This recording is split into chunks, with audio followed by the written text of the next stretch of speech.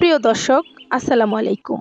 আশা করি সবাই ভালো আছেন। আমি আল্লাহর রহমতে আপনাদের দোয়ায় অনেক ভালো আছি।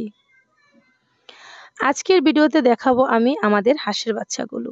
হাঁসের বাচ্চার বয়স হয়েছে মাত্র 10 দিন। আর আজকে আমি আপনাদের জন্য একটা ভিডিও বানালাম। আমি কিন্তু হাঁসের বাচ্চা ফোটার পর 3 দিন একাটানা লাইসোবিটের পানি খাইয়েছি।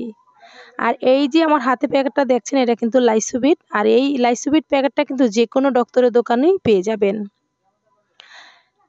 1 গ্রাম লাইসোবিট পাউডার আর 1 লিটার পানির মধ্যে গুলিয়ে নেবেন, অথবা হাফ লিটারের মধ্যে হাফ গ্রাম গুলিয়ে নেবেন। আমার এখানে 11টা হাঁসের বাচ্চা আছে, আর 11টা হাঁসের বাচ্চাই কিন্তু মাশাআল্লাহ অনেক সুস্থ, আল্লাহর রহমতে খুবই ভালো আছে। কারণ যে কোনো জিনিসেরই কিন্তু যত্ন করলে কোনোদিন মানুষ নিরাশা হয় না।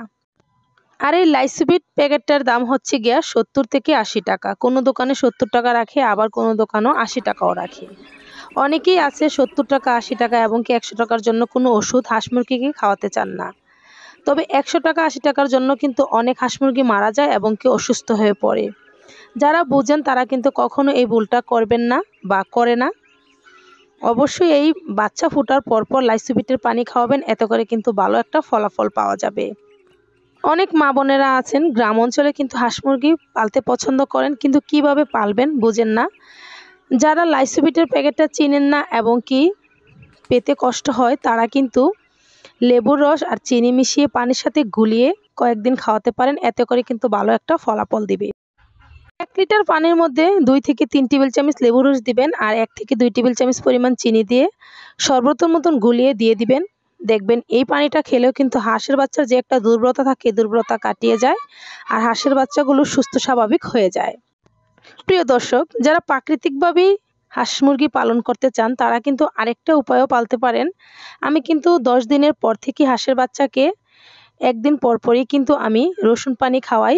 কয়েকটা রসুনের কোয়া নিয়ে আমি থেতলিয়ে তারপরে পানির সাথে গুলিয়ে দিয়ে দেই। আর এই পানিটা যদি হাঁসের বাচ্চা খায়, হাঁসের বাচ্চা কিন্তু সুস্থ থাকে এবং কি ঠান্ডা লাগে না। আর হাঁসের বাচ্চা যদি ঠান্ডা লেগে যায়, তাহলে কিন্তু হাঁসের বাচ্চা ঝিমিয়ে মারা যায়। আর হ্যাঁ, অবশ্যই ভালো মানের পুষ্টি খাওয়ানোর চেষ্টা করবেন, এতে করে কিন্তু বাচ্চাগুলো সুস্থ থাকবে। 10 টাকা 5 টাকা কমের জন্য কিন্তু কম দামে পুষ্টি কখনো খাওয়াবেন না। আর অনেক দিন ধরে মুদি দোকানে কিন্তু পুষ্টি পড়ে থাকে, ওই পুষ্টিগুলো কিনে আনবেন না। ভালো দোকান থেকে, যে দোকানে গরু হাঁস মুরগির খাবার বেচে, ওই দোকান থেকে কিনে আনবেন, যেই দোকানে ভালো মানের খাবার পাওয়া যায়।